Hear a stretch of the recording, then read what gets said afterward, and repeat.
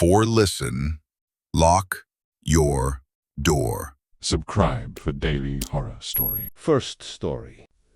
My dad used to say, if your car breaks down in the mountains at night, lock the doors and don't get out, not even if someone knocks.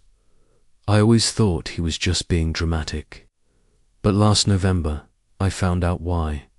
I was driving back from Asheville after visiting my sister, took the scenic route through Mount Sterling to avoid the holiday traffic. It was just past 9 p.m., cold, quiet, with fog hanging low over the trees. My GPS cut out right after I passed a rusted sign that read, Tolliver's, switch, a place I couldn't even find on Google Maps later. That's when my engine sputtered, then died. All the lights on the dash went black.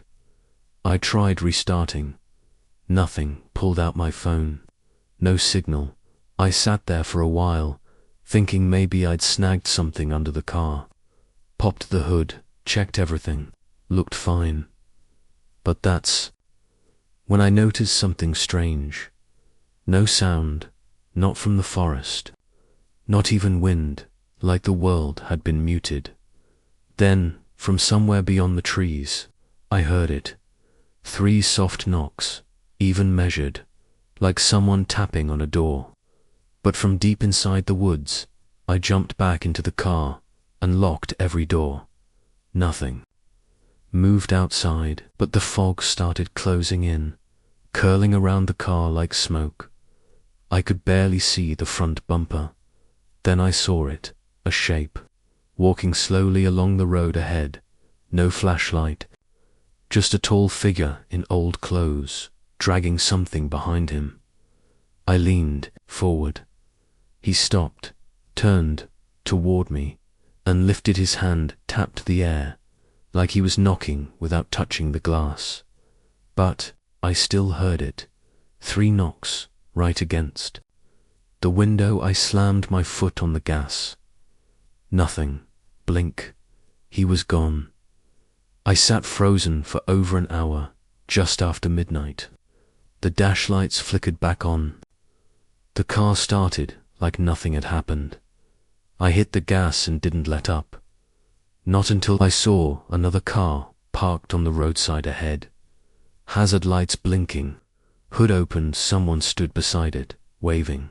A woman, late 30s, tan coat, tears on her cheeks. I slowed down, but something wasn't right. There was no breath in the cold air, and her eyes, they never blinked.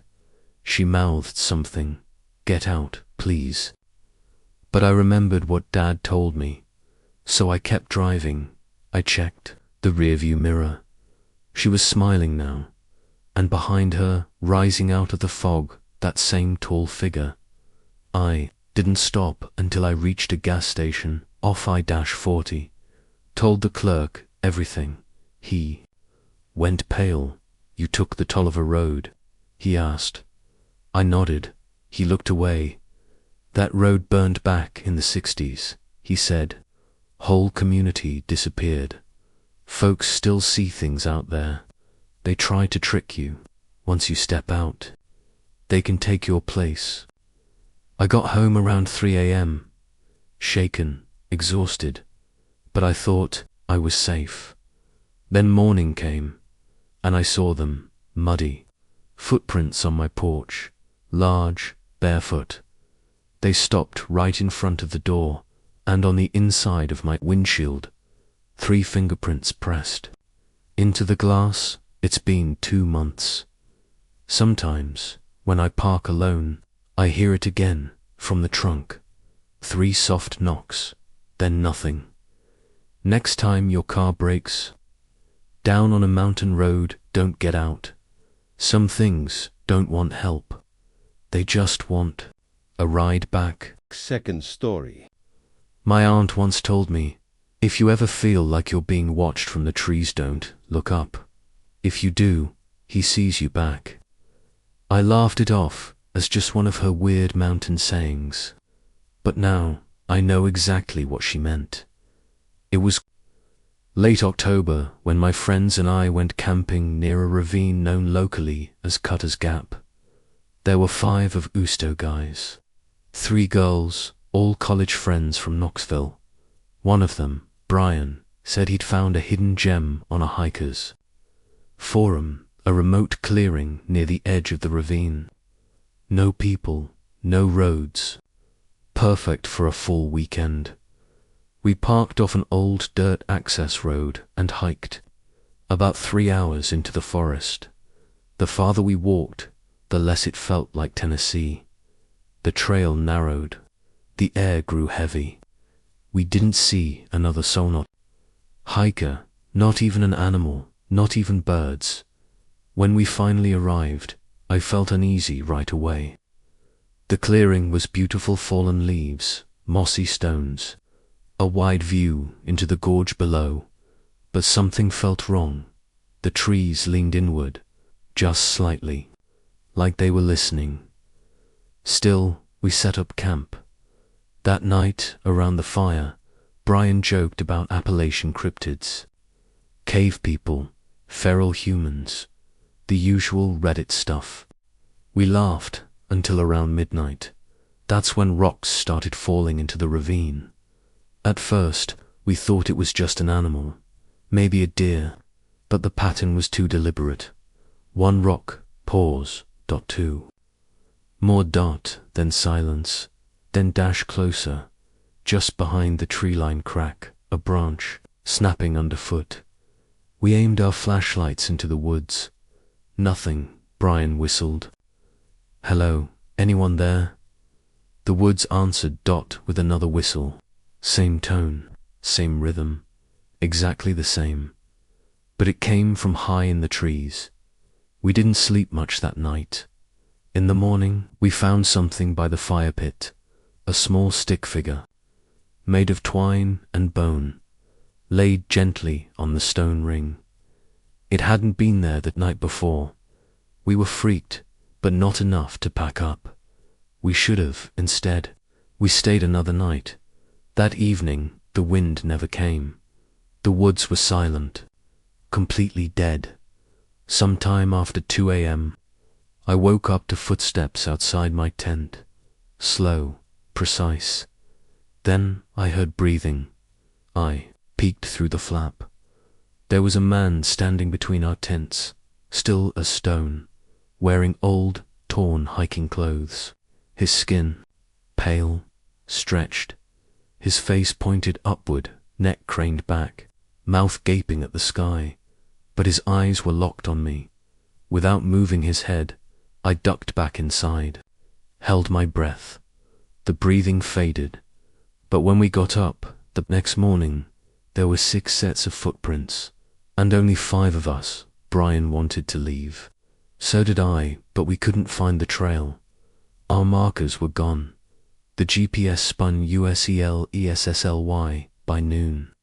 We ended up back at the same clearing. 3 times. No matter which way we walked.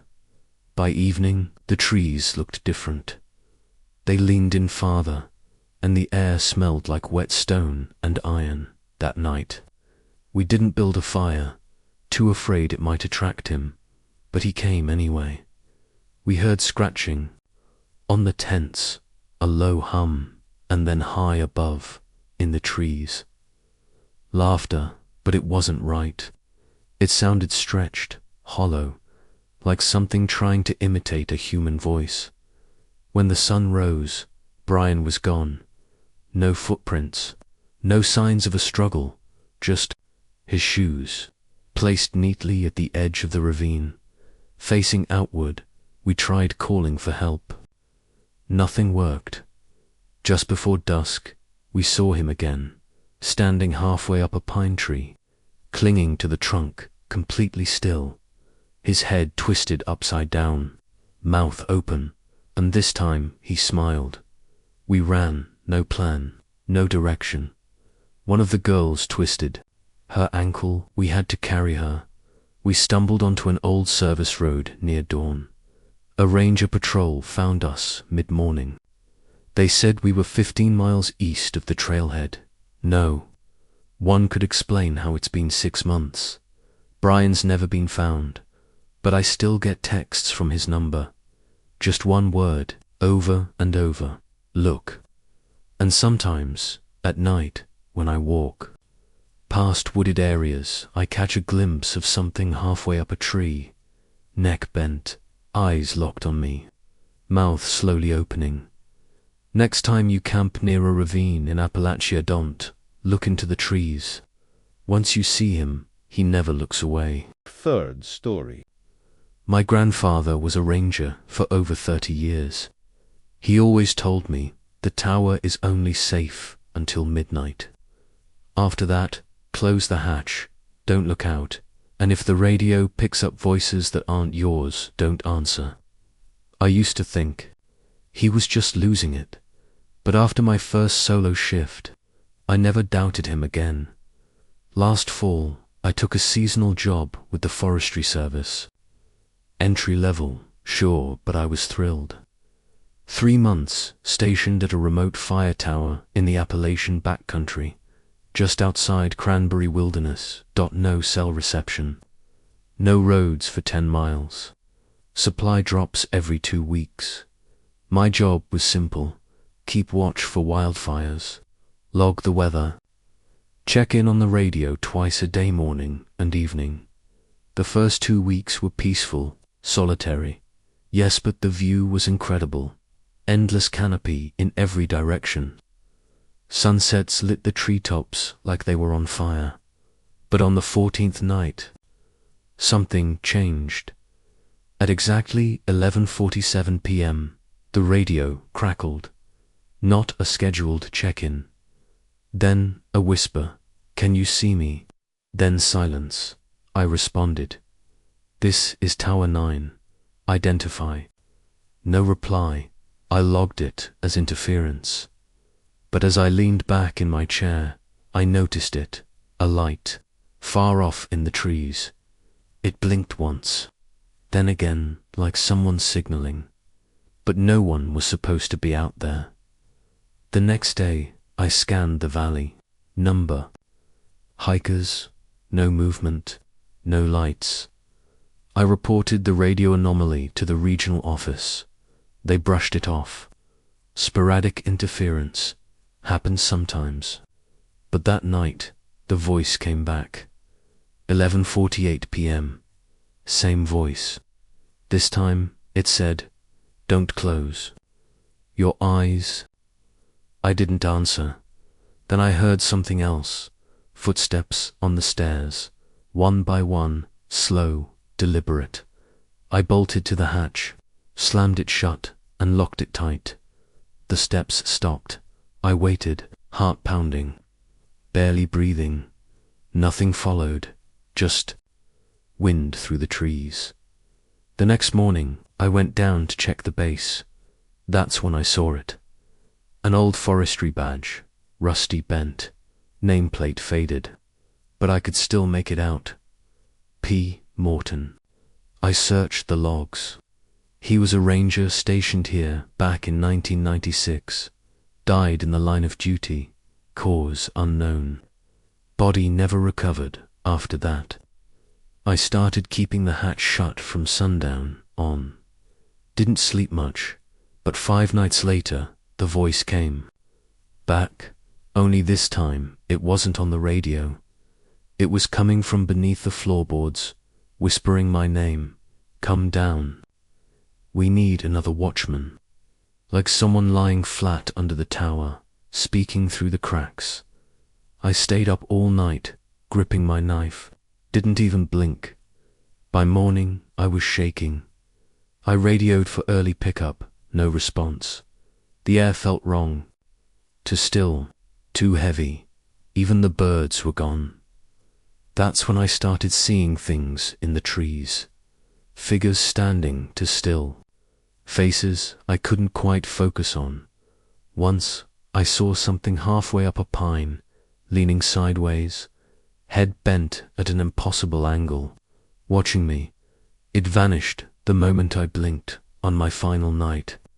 The tower's lights went out at midnight, not flickered shut. Off, The hatch unbolted by itself, and the stairs creaked. Someone was coming up. I didn't look. I sat in the corner, knife in hand, frozen, then dash. The doorknob turned, once, twice, then nothing. When my relief team finally arrived the next morning, the tower was locked from the inside. They had to break in. They found me curled in the corner, eyes wide, covered in ash. The walls were scratched with a single phrase, repeated over and over: watch until replaced. I quit the next day, but I still see blinking lights out my window at night, far off, across the field, pulsing from the woods. And last week, I got a package in the mail. No return address. Inside a radio, it only plays one message: can you see me? Next time you spend the night in a fire tower, don't answer after midnight. Some voices aren't signals, they're invitations.